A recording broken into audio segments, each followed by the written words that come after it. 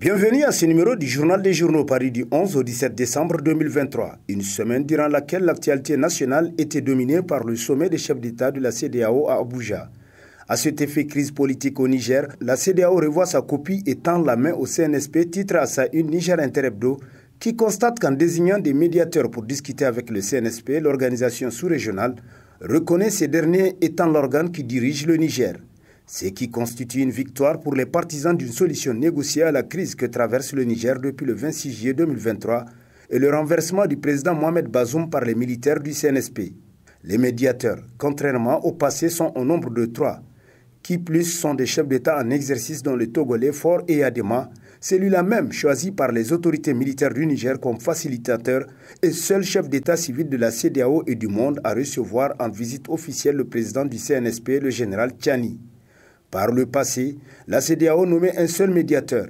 Là aussi, c'est parmi les anciens chefs d'État, constate le journal qui renchérit. Ce double changement démontre le désir de célérité avec laquelle l'organisation entend solder cette crise.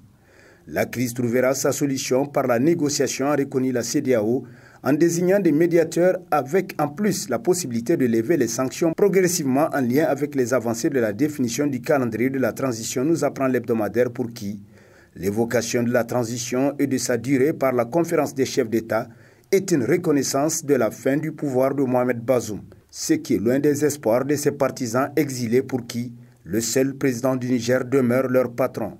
Douche froide, s'exclame Niger Interhebdo.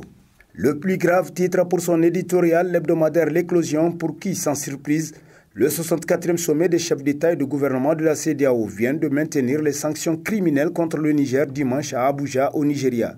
Ce n'est pas tant cette décision injuste qui est blâmable que les raisons qui l'ont motivée selon le journal pour qui le plus grave, c'est que les chefs d'État de la CEDEAO ont obéi aux ordres du président français qui avait, quelques jours plus tôt, en recevant le président ivoirien Alassane Ouattara, déclaré qu'il n'y aura pas de négociation avec les autorités du Niger sans la libération de l'ancien président Mohamed Bazoum.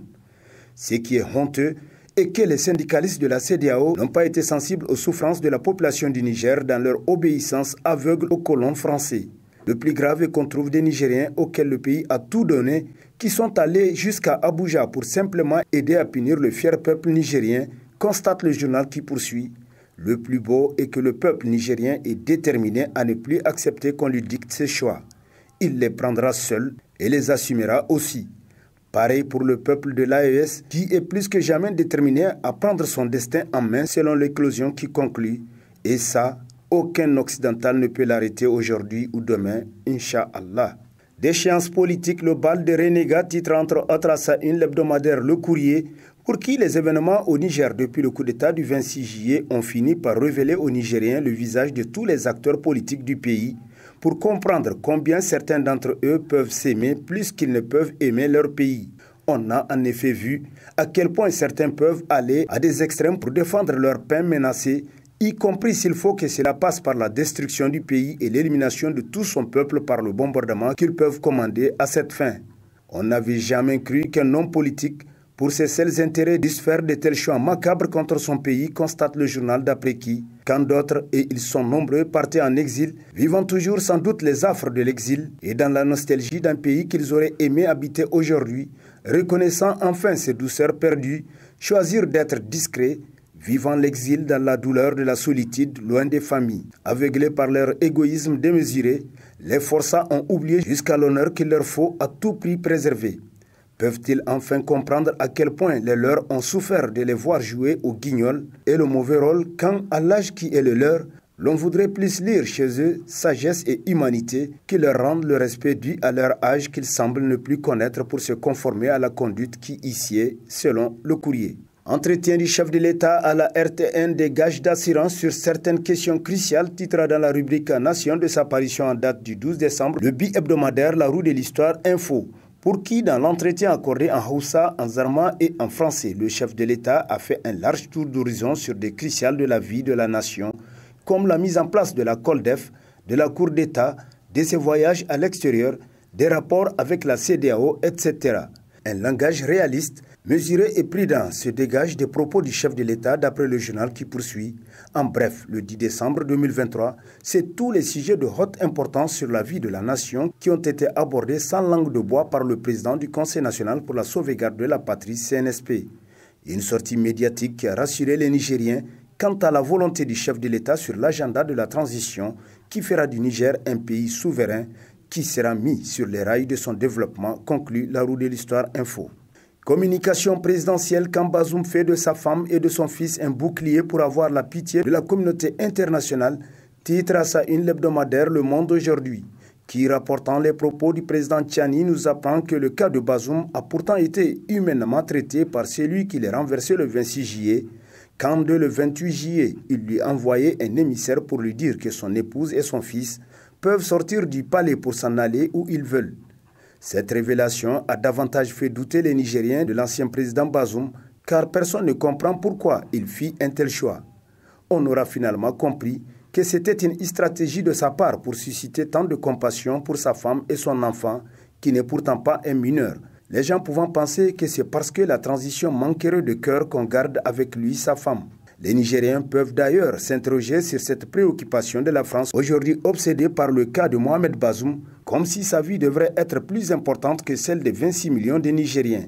Cette question est d'autant opportune qu'ils ne peuvent pas comprendre pourquoi, pour libérer l'individu, la France peut envisager avec ses valets africains d'aller en guerre contre le Niger, qui ne se souvient pas d'avoir fait quelque mal à la France, ni même à la Côte d'Ivoire, au Sénégal, au Bénin, au Nigeria, selon Le Monde aujourd'hui.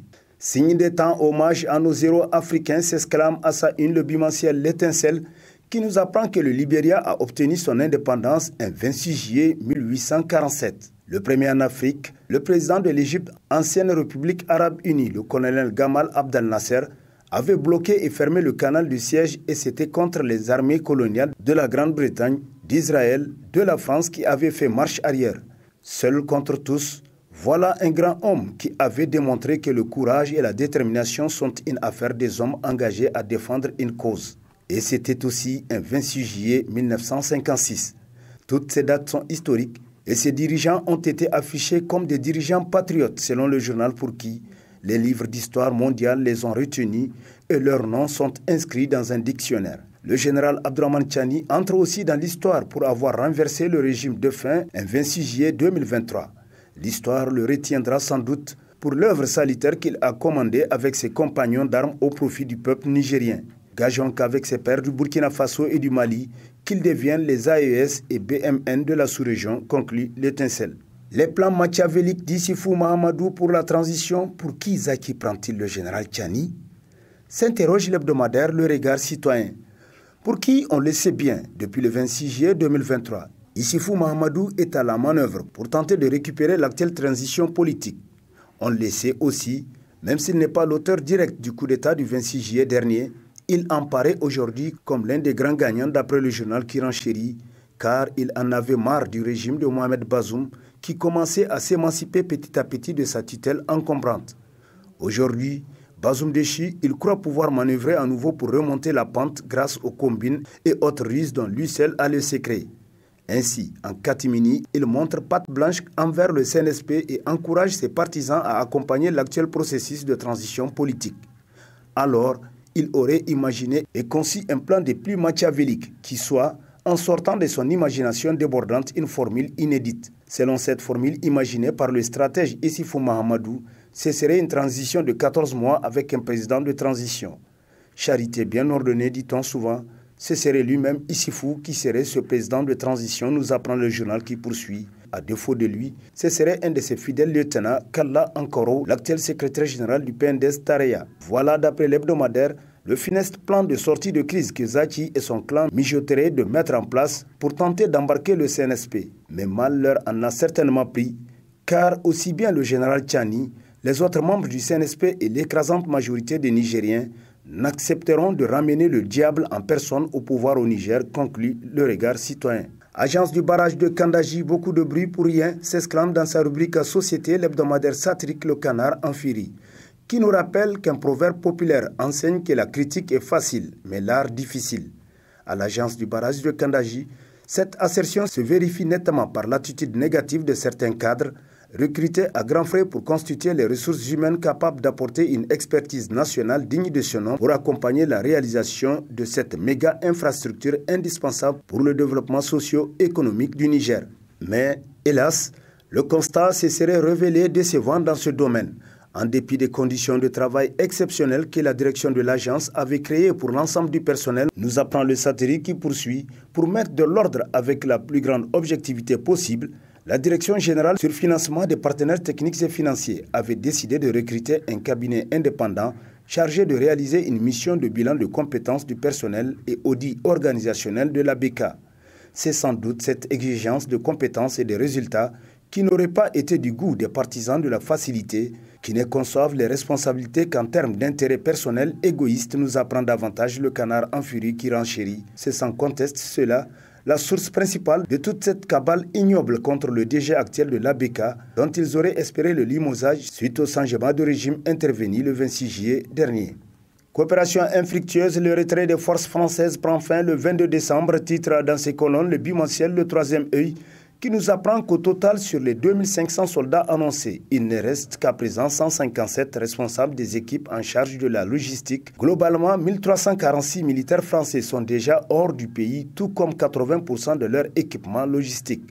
Conformément au calendrier établi conjointement par les deux parties, le retrait des 157 soldats restants interviendra d'ici le vendredi 22 décembre 2023 d'après le journal qui poursuit, ce qui leur permettra de célébrer Noël aux côtés de leurs familles respectives.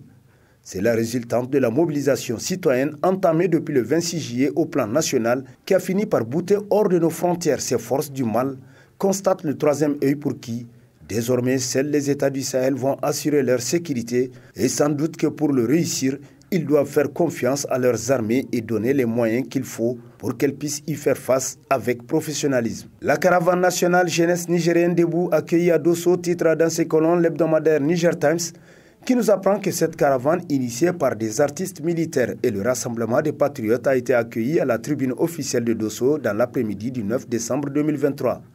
Le message du Conseil national pour la sauvegarde de la patrie que voudra véhiculer la caravane est de mobiliser les Nigériens à rester debout pendant le processus irréversible de la libération de notre cher pays, le Niger, a noté le gouverneur de la région de Dosso. Ensuite, il exhorte le peuple à rester résilient dans ce moment historique que notre pays vit aujourd'hui. En guise de remerciement pour cette hospitalité, les artistes militaires et le rassemblement patriotique ont décerné un témoignage de satisfaction au gouverneur de la région, nous apprend Niger Times qui conclut. Cela a marqué la fin des festivités. Sur ce prend fin aussi le présent numéro de la revue de presse. Prochain rendez-vous, plaise à Dieu dans une semaine avec toujours la même passion de vous servir. Bonne lecture et au revoir.